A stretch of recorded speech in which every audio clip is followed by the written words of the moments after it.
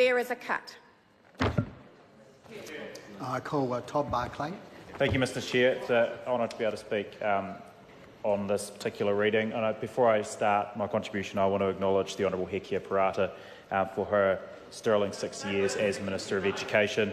Having had the privilege of working for her for 2.5 years as well, I know that she is incredibly passionate about education, and she has a lot to be proud of the contribution that she's made as Minister of Education over the last 6 years. And I wanted to also congratulate the Honourable Nikki Kaye on being appointed as Minister of Education. I know you're equally as passionate about the prosperity of our young New Zealanders as what the Honourable Hekia Parata is, and I know you've worked incredibly closely with her from chairing the Select Committee in our second term right through to being Associate and now as the Minister. So we all wish you all the best in your role. And, Mr Speaker, just wanted to correct a couple of points that have been raised from the previous speakers in relation to the annual reviews, Mr Speaker, and that is that under vote education there has been an increase of 35% since 2008 to the tune of $11 billion. It's about a fifth of the total budget that's invested in vote education, because it underscores the importance of that level of investment in the future of our young people, Mr Speaker. But it's not just throwing money each year, good money after bad. It's actually looking at seeing results, and each sector that receives money from the government has to be accountable for the investment that is received. And it's no different in the education sector than what it is in the transport sector or the health sector or any other sector. And if you look at how the education sector is accountable to the taxpayer who invests in success, it is through achievement rates. And if you look at our NCEA results, national standards and the other reporting mechanisms, we have got a very good story to tell. We've had a significant increase in NCEA Level 1, Level 2, Level 3, right across the board, and in particular an increase in NCEA Level 2 results for Maori and Pacifica, Mr Speaker. And that's a credit to all of the people that work in the sector, the over 100,000 passionate educationalists who support the achievement of our young people.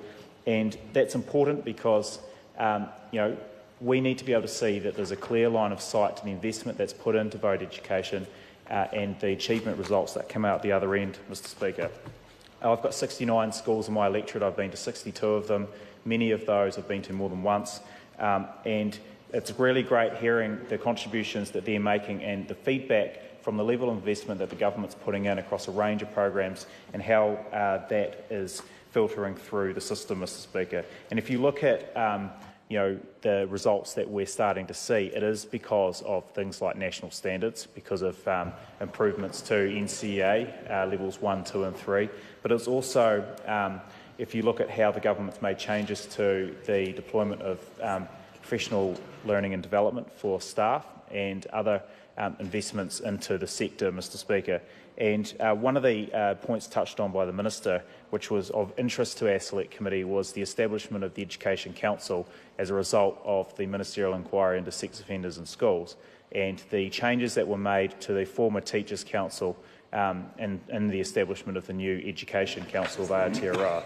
And Dr Graham Stoope, as the new Chief Executive of that organisation, is best placed to lead that change through his collaboration with the Chair, Barbara Alalatoa, and a number of other sector representatives who sit on that guiding body, Mr Speaker.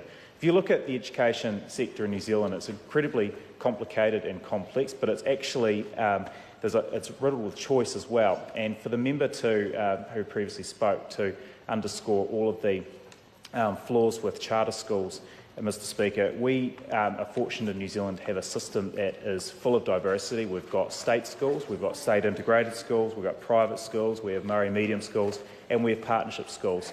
Quite frankly, if you don't want to send your kid to a partnership school, then don't. You don't have to. There's plenty of choice out there. And those parents who do decide to send their children to partnership schools, it's largely actually because they haven't had success in other aspects of the sector.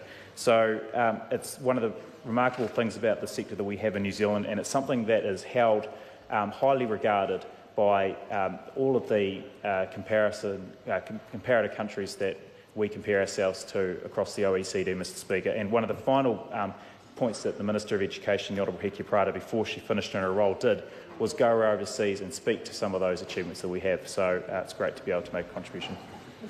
Ko Jenny Salisa. Thank you, Mr. Chair.